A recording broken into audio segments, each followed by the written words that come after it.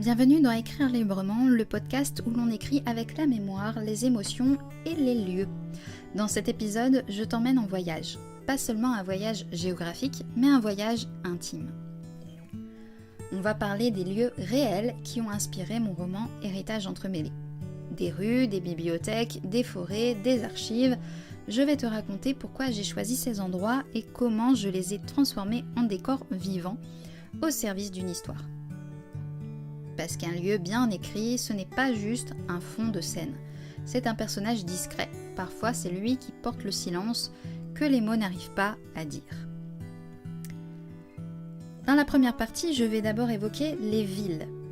Chaque ville dans Héritage entremêlé a été choisie pour ce qu'elle symbolise autant que pour ce qu'elle raconte, et ainsi, même si la plupart forcément ont un lien précis avec chacun des personnages principaux. La première, c'est Strasbourg, la ville de l'arrière-grand-mère de Noémie, de ses racines. Un point de départ, un carrefour, c'est là où elle va commencer ses recherches, à la frontière de deux mondes comme elle. Son vieux centre, ses ruelles, ses pierres chargées de mémoire, c'est là que tout commence et que tout se trouve, du moins dans les premiers chapitres. Ensuite, il y a la ville de Nuremberg, la ville de la mémoire lourde, celle de Dominique. Entre les archives, les souvenirs de la guerre, les procès, c'est une ville où le passé est une présence. Surtout que c'est une ville qui a été détruite à plus de 90%, avec du coup ce décalage entre le passé et le présent, les nouveautés, les choses qui sont plus modernes. Et j'ai voulu que Dominique ressente cette mémoire jusque dans les trottoirs. Berlin. Une ville de fractures, de reconstruction et de démolition et de reconstruction. C'est un passage dans le roman, mais un moment charnière. Berlin, c'est l'histoire contemporaine, les couches de récits entremêlées. Et c'est aussi le lieu où le trois quarts des dénouements vont avoir lieu, vers la fin du roman. Mais enfin, Lille, moins présente mais essentielle, elle incarne l'oubli, le silence plus doux, un lieu où les choses semblent moins lourdes, mais où les non-dits persistent. C'est aussi la ville où habite et vit Noémie et sa famille. Toutes ces villes sont importantes, il y en a d'autres que je n'ai pas mentionnées parce qu'elles ont une présence un peu moins marquée que celle que je viens de mentionner, mais aussi pour laisser planer une part de surprise et de mystère. Bien entendu, il faut lire le livre pour en découvrir toutes les subtilités. Par contre, j'ai tenu quand même à ce que le nombre de villes allemandes et françaises soit relativement équilibré entre les deux. Ensuite, je vais te partager donc les lieux d'archives et de savoir. Pour écrire ce roman, j'ai passé du temps dans des lieux de silence et de papier, et passé du temps aussi à réfléchir où les protagonistes, Dominique et Noémie, vont aller pour trouver les réponses à leurs questions. Des endroits où l'histoire s'endort en attendant d'être réveillée. Le premier, le musée de Nuremberg. C'est un lieu presque glacial, chargé. On l'appelle aussi le musée des procès de Nuremberg, en référence à une part très importante de l'histoire de la ville à la fin de la Deuxième Guerre mondiale. Si ce sujet t'intéresse, je vais mettre en barre de description les liens sur les lieux en question pour que tu puisses te renseigner. Ce musée m'a inspiré une certaine ambiance de confrontation intérieure. Ensuite, les archives militaires.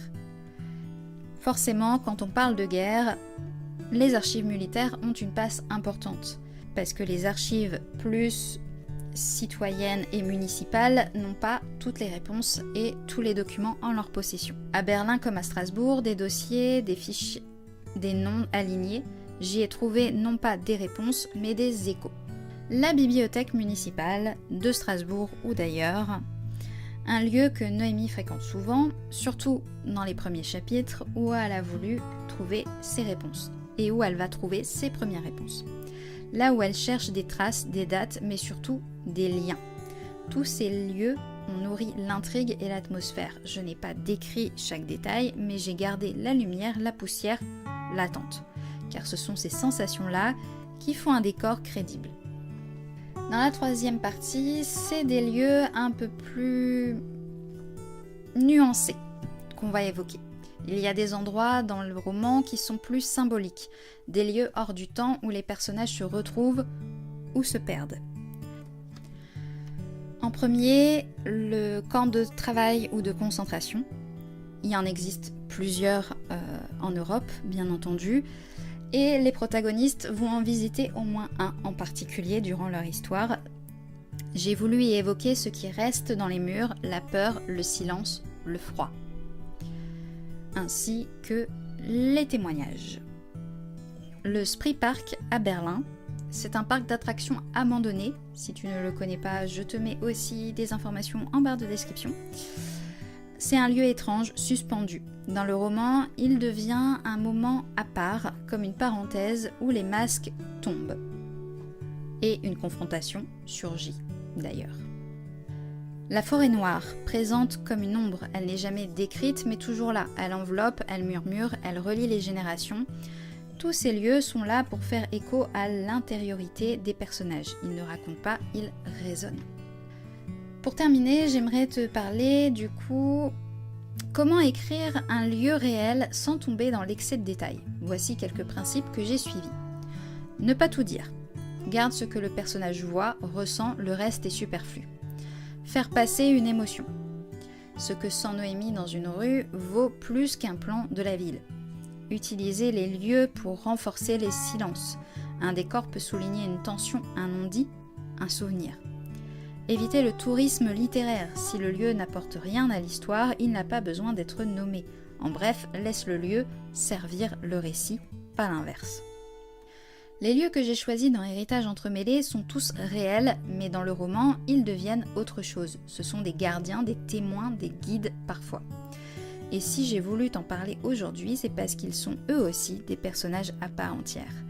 Merci d'avoir voyagé avec moi. Si tu veux découvrir Héritage entremêlé et tous ces lieux à travers les yeux de Noémie et Dominique, je t'invite à visiter écrirelibrement.com.